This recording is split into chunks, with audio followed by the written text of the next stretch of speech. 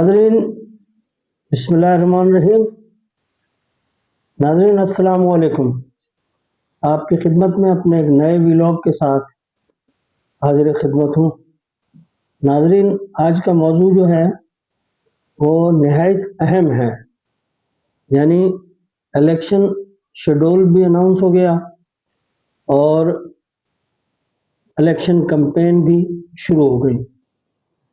लेकिन हैरानकुन बात यह है कि जो हमारी बड़ी बड़ी सियासी जमातें हैं, यानी पूरी दुनिया के अंदर ही डेमोक्रेसी जो है वो सियासी जमातों पर मुश्तमिल एक निज़ाम हुकूमत है कि जो पार्टी जीतती है वो फिर इक़्तिदार में आती है और इक़्तिदार में आकर लोगों के मसाइल हल करती है। लेकिन वो सियासी पार्टी अपने जलसों में, अपने इलेक्ट्रॉनिक इंटरव्यूज़ में इस बात का इआदा करती है, वादा करती है, प्रोमिसेस करती है कि हम आपकी खिदमत किस तरह से करेंगे, उसके लिए हमारे पास पैसे कहाँ से आएंगे, हम उन पैसों को कहाँ कहाँ किस मद में खर्च करेंगे। तो जनाब, हमारे लिए इंतहाई हैरानकुन बात यह है कि पिछली 3-4 जो हमने पार्लियामेंट देखी, उससे पहले इलेक्शन कैंपेन भी देखी।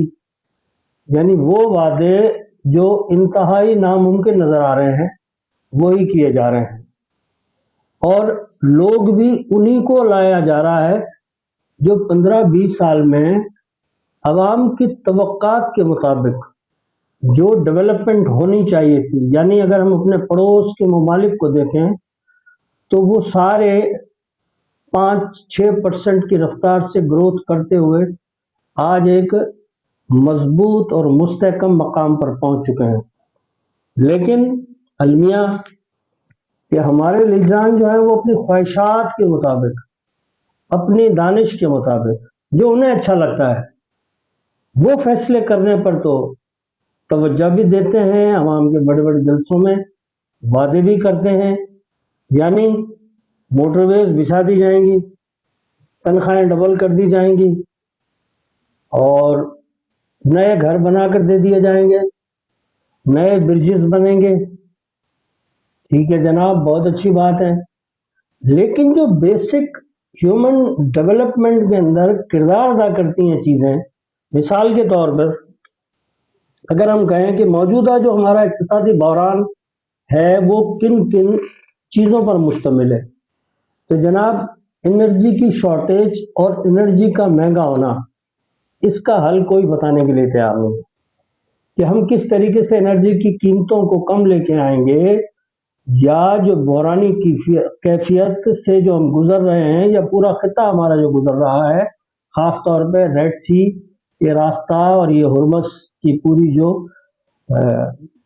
एरिया है, इसको सामने रखते हुए कि हम किस तरीके से अपनी एनर्जी को कम कीमत में, या जो हमारे पास जो मौजूद एनर्जी, हमारे इस पाक सर जमीन के नीचे मौजूद एनर्जी, उसको किस तरीके से इस्तेमाल करेंगे, इसका कोई वाज़ा, कोई प्लान नहीं है। नंबर 2 पे एक्सट्रीम पॉवर्टी के लिए कुछ भी नहीं कहा जा रहा है। यानी कि इस पॉवर्टी के लिए को ख़त्म करने के लिए कोई किसी किस्म की सब्सिडी दी जाएगी, या कम अज़ कम लोगों को अशियाए खुर्द-ओ-नोश की कीमतों में जो एक यानी 400 गुना इजाफा हो चुका है कि जो चीज़ 4 रुपए की थी आज वो 40 रुपए की हो गई है, जो चीज़ 100 रुपए की थी वो आज 400 रुपए की हो गई है। उसके लिए नो प्रोग्राम, कोई परवाह नहीं। नंबर 3 पे जनाब आ जाती है पॉपुलेशन। अगर हम सच्ची बात करें तो 3% के हिसाब से जब हमारी पॉपुलेशन बढ़ती है तो 20 करोड़ लोगों में 60 लाख लोगों का इजाफा हो जाता है हर साल। उसका कोई प्लान देने के लिए तैयार नहीं।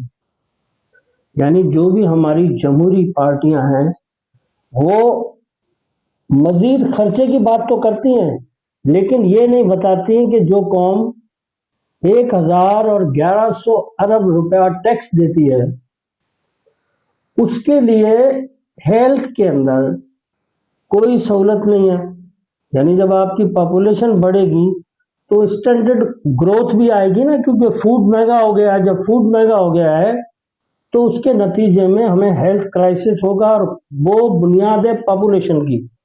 नंबर थर्ड पे अनएम्प्लॉयमेंट। जाहिर है जब पॉपुलेशन बढ़ेगी तो जो ये बढ़ती हुई अनएम्प्लॉयमेंट है, जिसका मेन रीजन एक ये भी है कि अनस्किल्ड है, यानी हुनरमंदी नहीं दी गई।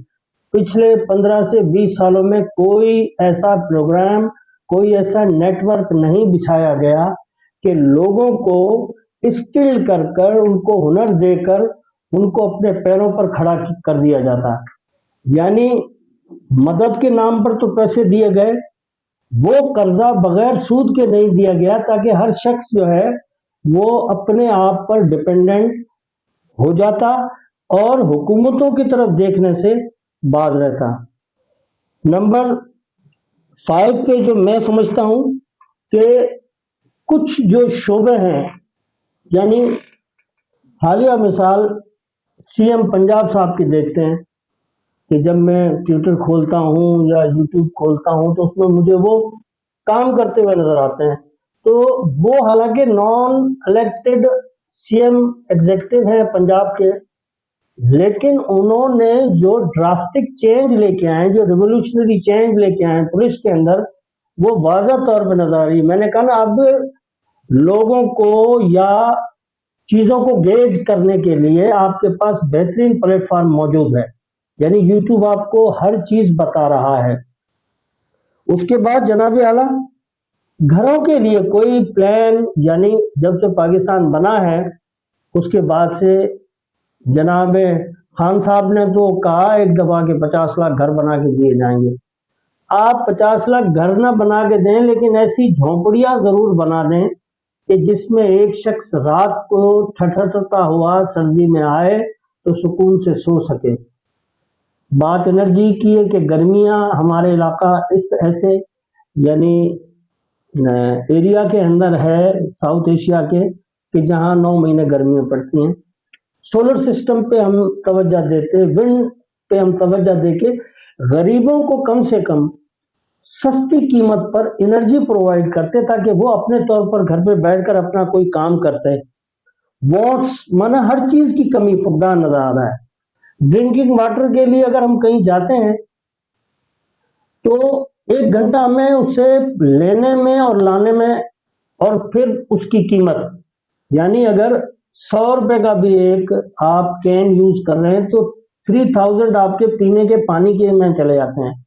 अच्छा, अगर वो आप पानी साफ नहीं पीते हैं तो फिर आपको पता है कि मेडिकल साइंस इस चीज को प्रूफ कर चुकी है कि हमारी 80 से 90% जो बीमारियां हैं वो गदले पानी की वजह से, यानी गंदे पानी के पीने की वजह से होती हैं।